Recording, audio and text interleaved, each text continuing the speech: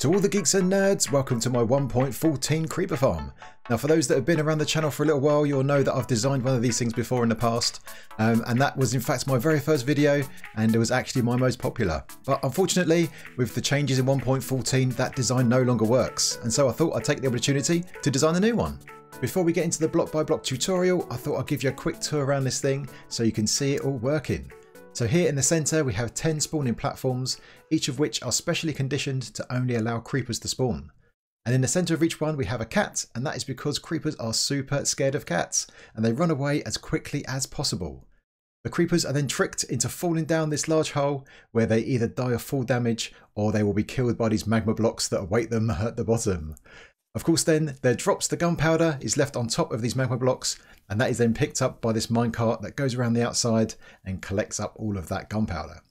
Once the minecart is completely filled up, it will then come over to this special unload station, as you can see here, and this gunpowder is unloaded super quick and deposited in this waterway. Of course from here this can go over to your storage system or wherever else you might need it.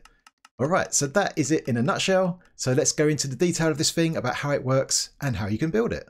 First up, let's talk about how we're going to condition each of these platforms to only allow creepers to spawn. So here we have a whole bunch of mobs and they are different shapes and sizes, and we can show that a bit clearer by enabling their hitboxes just like that. And you can see here that we have the Enderman, which is 3 blocks high. We have a witch, skeleton and zombie, which are all 2 blocks high. We have the creeper, which is a bit shorter, and you can see there's enough space there to put a trapdoor above it. So here, if we have a too high gap with trapdoors across the top, you can see that none of these mobs can spawn. There's not enough space for them, but there is enough space for the creeper. Now the baby zombie, that actually still needs 2 blocks high because the game checks that a full zombie can spawn, and only later on in the algorithm does it pick whether it's going to be a full adult or a baby. So yeah, we're all good on that front. So the 2 mobs that are left are the creeper, which is the one we want, and also a spider. So a spider requires 2 blocks of height, but the top block can be transparent. So if we just have the trapdoors along the top, creepers and also spiders will spawn. However, a spider needs a 3x3 area on the floor for it to spawn. So in this case, what we can do is we can block a spider from spawning by just making sure we have 1 carpet in this 3x3, and so there's not enough space for the spider to spawn. And so with a combination of trapdoors along the ceiling and carpets on the floor in the right pattern, we can force only creepers to spawn. Next up, let's talk about our feline friends, the cat, as they are a key part of this farm. And in 1.14 there has been some changes. So first of all, how you get a cat in 1.14 has changed. In previous versions, you used to have to go to a jungle and find a couple of these guys, these ocelots. But that was sometimes pretty tough because they're quite hard to find. They're pretty good at hiding, but now things have changed. So now in a village, there is a chance for it to spawn stray cats. So what you need to do is you need to find a village, find yourself a couple of stray cats and feed them some raw cod, and that will tame them. And once you've got them tamed, you can breed them up until you've got 10, which is what we need, 1 for each of these levels. And then once you've got that, we are ready to build the platforms. Now when it comes to building these platforms, which we'll show you in a second, you're going to have to put your cat inside a minecart, and the reason for that is that a cat can actually teleport to you under various circumstances, but if you put it into a minecart, that will stop all of that and it'll keep your cat nice and safe and secure and inside your farm, and he won't escape. Next up, let's talk about the platforms and the scare range of a cat. Now this is another area in 1.14 where things have changed. So in previous versions, this red area here is the scare range of a cat. It's a square which is 13 by 13 with the cat in the center. And yeah, if a creeper was anywhere inside this red area, it would see the cat and run away and try to get to this green area as quickly as it could. Now in 1.14 that has changed. We now, instead of having a square, we now have this kind of circle shape. Not quite a circle, but pretty close. And in fact, this area is 11 by 11 with the cat in the center. And you have to take away these 3 blocks from each of the corners. And now we can prove this because if a creeper is anywhere inside this red zone, it sees the cat and runs away pretty quick. But if it's anywhere in this green zone, like here for example, he'll just stand around here and won't be too bothered. Alright, so with this information, we can now force only creepers to spawn inside our farm, and we can also control them a little bit. But how are we going to kill them? That's the next thing we're going to talk about. One of the best ways to kill mobs in this game is through fall damage, and that's because it is super quick, and that's what you want in a mob farm. You want your victims to die as quickly as possible so new ones can spawn in and you can get more drops. Now, in the case of a creeper, it will die with a fall of 24 blocks or above. So here we have our test subject. Hey, buddy. We're going to push him off, and you'll see that as he hits the floor, he dies straight away. There he goes. Goodbye. But you'll see on our farm over there, only the first couple of blocks, the first couple of levels on the top, they are above 24 blocks. So only creepers from those levels will die immediately. All the others need a little bit of help. So if we push this guy off this way, he's going to fall less than 24 blocks, but he's going to land on some magma blocks. There we go. And he'll take some fall damage, but then the magma block will finish him off and do it pretty quickly. And these drops will land on top, and then the minecart will pick it up and be full of the gunpowder. But I guess the next question is, how are we going to convince a creeper to suicide himself and fall all this way? Well, we're going to use a little trick. And that little trick is the trapdoor.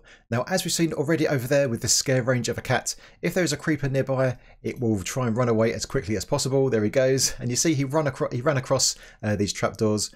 But even if these trapdoors are open, the creeper still sees it as being closed and still thinks it can make his way across. So what happens here is when a creeper spawns in, he's scared by the cat. He will then pick a block outside of this scare zone to pathfind to. In this case, it's these ones with the carpets on. And here we go. And he'll run across and he thinks he can get past, but of course he can't. And he falls down to oblivion. So that is the trick we're going to use. We're going to surround our platforms with these trapdoors, these 2 trapdoors on each side, so the creepers think they can make their way across.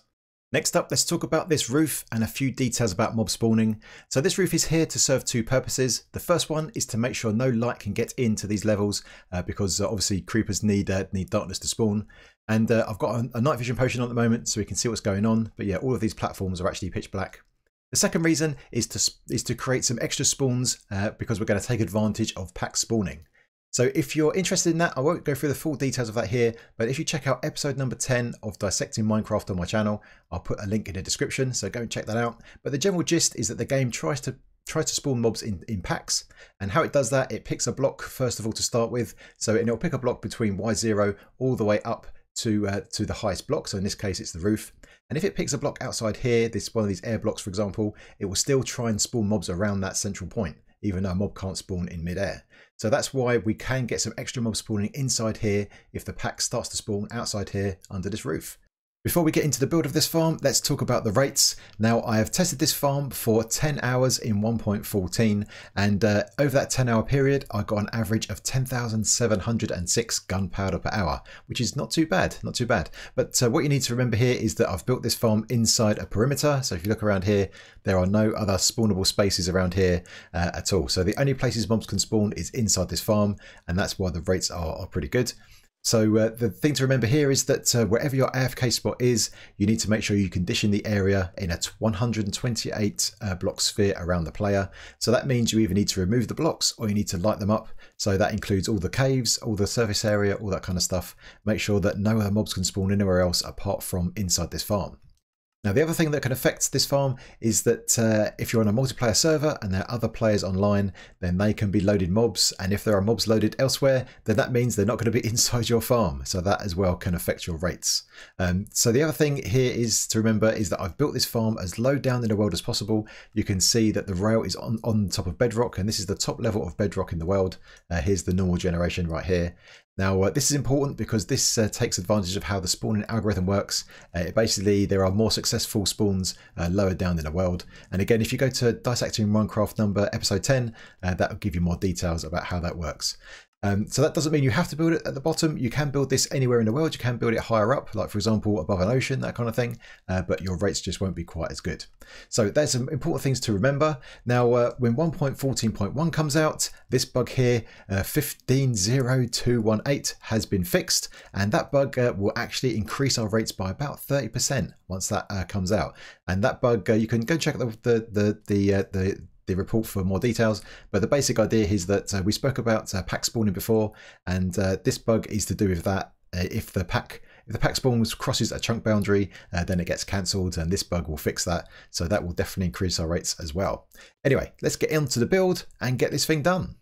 Step number one is to lay down all the rails for your minecart, and this is the pattern that you need to recreate. So it's a little bit complicated, but what I've done here is I've added the white and orange blocks around the outside just as a temporary guide to show you how many you need and where. Now here I've used powered rails everywhere. You don't need to do that. You can use a mixture of powered rails and non-powered rails. Just make sure you've got enough power to get all the way around the circuit.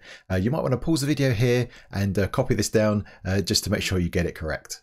Once you've got your rails down, the next thing to do is to make a start on our unload system. So in the previous step, we had these two line blocks here in the corner. So we'll start off from there. So you need to go up diagonally a block, and we need to build this structure here, which is 7 across here, 3 back here, and then 6 all the way back to here. And then we've got another 2 blocks in here to fill in, and then another 2 blocks here at the edge, which is 1 away from the end. And then we need to put down the rails like I've done here all the way along. So you can see there's a mixture of powered rails and normal rails. The important one to remember here is that this needs to be a detector rail. We'll come back to that shortly. Now when you do this part here, this might be a little bit tricky because rails are a little bit finagly. But what we do here is to make this work is to complete the loop first of all, just like that. And then if we remove this one, put down a rail here and then put a normal rail there, that will curve it that way. And then get a lever. And let's power these rails. So on the block next to the detector rail right here, power that one behind it, power that one, and over here we'll power this one right here. Next we're going to detect if our minecart is full or not, and if it is we want to unload it, and if not we want to send it back into the farm. So to do that we're going to put a block next to the detector rail with a comparator on top so we can read its content. And then we're going to power a block out of the comparator and put a redstone block next to it. So this allows us to compare the redstone block, which is a signal strength of 15, with the contents of the minecart. And that will give us 15 if that is full up. And so if it is, we'll then get a signal and this block here will be powered. So then we can pull the power down by putting a redstone dust underneath. And then what we want to do here is we want to be able to power this, this block right here. So the rail switches this way or that way. So to do that, we want to go to the block next to it. So this one right here, and put a block underneath. And then we're going to put underneath that block, we're going to put a redstone torch just like that. And now we need to get some power to it. So put 2 pieces of redstone dust going into it. And now we need to power that. So put a block next to there, put a repeater on top, and then put a block next to it. So now what's going to happen is by default, this rail is like this. So when the minecart goes around, it will go around and go back this way like that. But if it's full up, so if I put the minecart right here, if I fill this one up, notice where the rail is. If I fill this minecart up like this, you'll notice that the rail switches. Next, come around to this part right here and put a block, and then put 2 temporary blocks just like that diagonally down from it. And then if you get 2 hoppers and point them into those 2 blocks, and then you can remove those, you should have your hoppers looking like that. Next, put a cobble wall on this hopper right here, and then stick a rail on this one, just like that. Then you need to get a hopper minecart, put it on top of the rail, and then while it's on the rail, just come over here and just push it towards the cobble wall so it's up against it, just like that. Then you can remove the rail underneath. And then we can get some glass and put one on top of the cobble wall and one next to it, and then remove the cobble wall. Then get some pistons and place them on top because we're going to push these. We're going to push this glass down and encase our minecart. So then go up to the top of the pistons and stick a block down and give them some power. So let's put a lever just like that. And then remove the pistons and the block, and then you'll see that your minecart is now encased in this glass. Now the good thing here is that this minecart is above both hoppers, so when this gets filled up with all the items, both hoppers can pull out the items super quick. Next we need to add a block at the back, so put one here just like that, and then follow with some more powered rails and a detector rail just there. Then put a rail up here just temporarily to get an angled rail here, then you can remove it and then put a block behind it. Next, put a dropper in front of that hopper and another hopper into the side so that gets loaded at double speed, and then get yourself a comparator and put it out of the side, and that should go into a block just like that. And then we get a redstone torch and put it on the side, and then come around to this way and get a sticky piston, and that should sit on top of the redstone torch and face this way just like that. Then if we come around to this side and get an observer and face that into the piston arm, then come back to this side and get a temporary block and put it next to the observer, and then face another observer into the temporary block just like that, and then you can remove it. And then you come back around to here, and now if we create a little way for our water to go, so we'll put some blocks down here and also on this side, and then put a few blocks on top just like that, to make sure the items stay in. Also put a block on top of the hopper to make sure nothing else falls in there. Then if we get some water, we can create our waterway just like this. And now if any items make their way into that hopper minecart that's in there, they'll get spat out at super high speed. Next, come around to this side of the detector rail and put a block next to it. Then put a comparator on the top so we can detect when the minecart is empty and it can go back and collect some more gunpowder. Then put a block in front of the comparator like that, and also one on top. Then put another block here just like that. Then get a redstone torch and put it underneath, and then get a repeater facing into this block right here. Then go around to this side, put a block next to this one with some redstone above like that. Then get a fence gate and put it onto this block just like that. So that should open by default. So here the comparator is going to read the content of the minecart. When it's got some stuff in it, then this fence gate will be closed and it will keep the minecart here. And when it's empty, it will open and release it back into the system. The last thing to do to our unload station is to add an on and off switch. So come down to this repeater here and put a block next to it. Then put 2 more blocks next to that one. Then get yourself a repeater and face it into this block. Then get a lever and put it onto the side of this one, and then get a redstone dust and put it in between. So now when I flip this lever, this rail here is going to curve this way, and the gate over there is going to close. So this means that when the minecart comes past next time, whether it's got some stuff in it or not, it's going to come around this way instead and go into the unloader. And this gate is going to be forced to close all the time to keep it in place. Then the last thing to do is to get some carpets, because we've got some blocks here where mobs can spawn and we don't want any uninvited guests. So cover all of these blocks here with carpets, just like that, and including this piston here as well. And then get some glass and put it on top of these 2 blocks, just like that. With the unload station and rails out of the way, we can now do the easier parts. So let's put down these magma blocks. Now the way you do that is come down to a corner like this one and place magma blocks on the 3 powered rails right at the end, just like that. And then next to it over here, put them on the 2 curved rails and the powered rail next to it. And then in this corner here, place one just like that. So do that on all the corners. So it should look something like that. And then we just need to fill these in. So we do 2 blocks either side like that all the way along to join this up, and do that on all 4 sides. And then get some levers and power the rails that are now underneath your magma blocks, just by going around and placing them on both sides, inside and out, and make sure all of your rails are all powered. With the magma blocks in place, we now need to add a wall around the outside. So to do that, make sure it's too high, and the top block needs to be solid along these long edges. Now these long edges should be 9 in length, just to make sure you've got everything correct. And then in here we have these 2x2s here and here. And of course on the inside, we need to have trapdoors going all the way along, just like that, and carpets along the top as well. So make sure you do that all the way around the outside. And then you can create your first spawning platform. So that should be at the same level as the top of the wall just here, just like that. And on the inside, we need to make sure you fill in underneath here as well, so none of the drops can escape. They all stay on top of the magma blocks, so our minecart can pick them all up. And then on the inside, make sure we put trapdoors along each of these long edges, just like that. And of course, this spawning platform should be 11 by 11 with the 3 blocks on the corners taken out.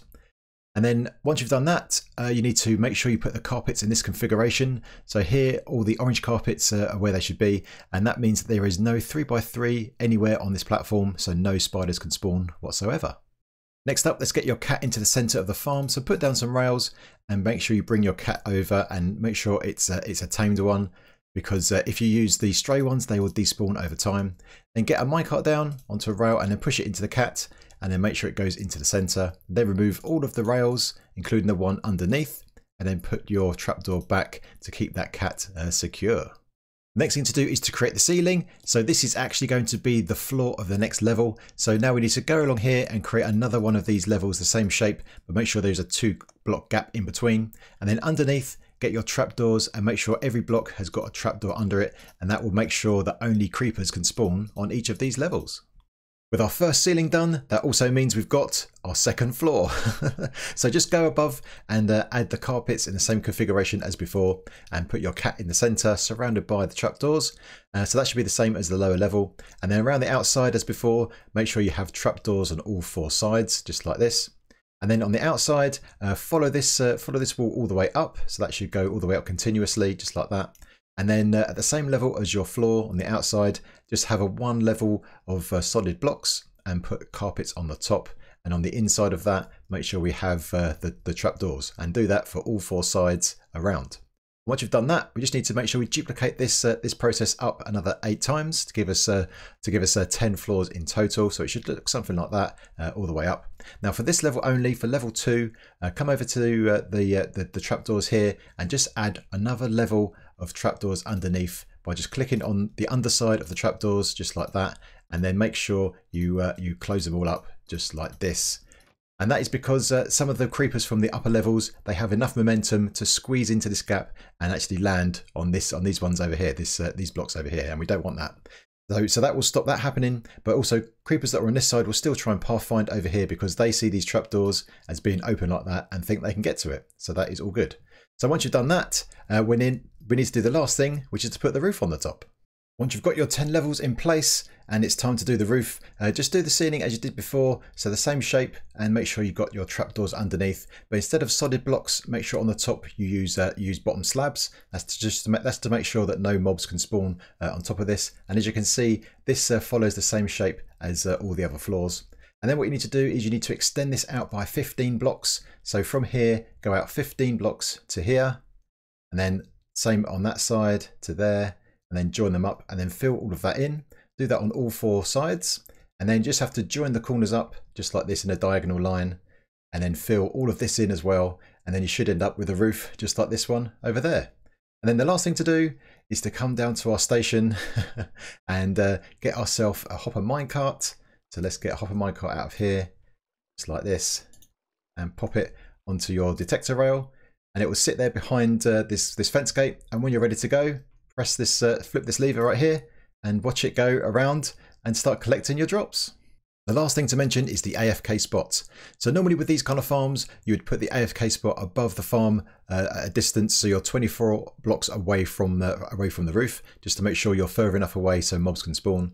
But there's been a change in 1.14, and if you build anything above this farm, even with glass or leaves or anything like that at all, any block at all, that will increase the height map, which will affect the rates of your farm. So your AFK spot shouldn't be above the farm at all, if you can help it. And so here, what I've done here is I've just put it to the side a little bit up, and that just makes sure that my player is 24 blocks away from any of the mobs where they might spawn. So that doesn't stop any mobs spawning at all. But also you need to make sure that this farm is within 128 blocks of you in a sphere as well, to make sure mobs will spawn as well. Now the other thing is, as mentioned before, make sure that you condition that area as well. Make sure all the caves are lit up. Make sure there's nowhere else that any mobs can spawn whatsoever, because if there's any space at all, then that means they'll be spawning out there and not inside your farm, and that will definitely affect your rates as well. So there it is, there is my updated 1.14 creeper farm. I hope you enjoyed it and found it useful. I'll stick a link in the description to a world download so you can go and check it out for yourself in a bit more detail. So if you enjoyed the video, then please hit the like button, and if you are new, then feel free to subscribe, and if you've got any comments or suggestions, then get it in that comment section. Alright my geeks, until next time, I will see you later.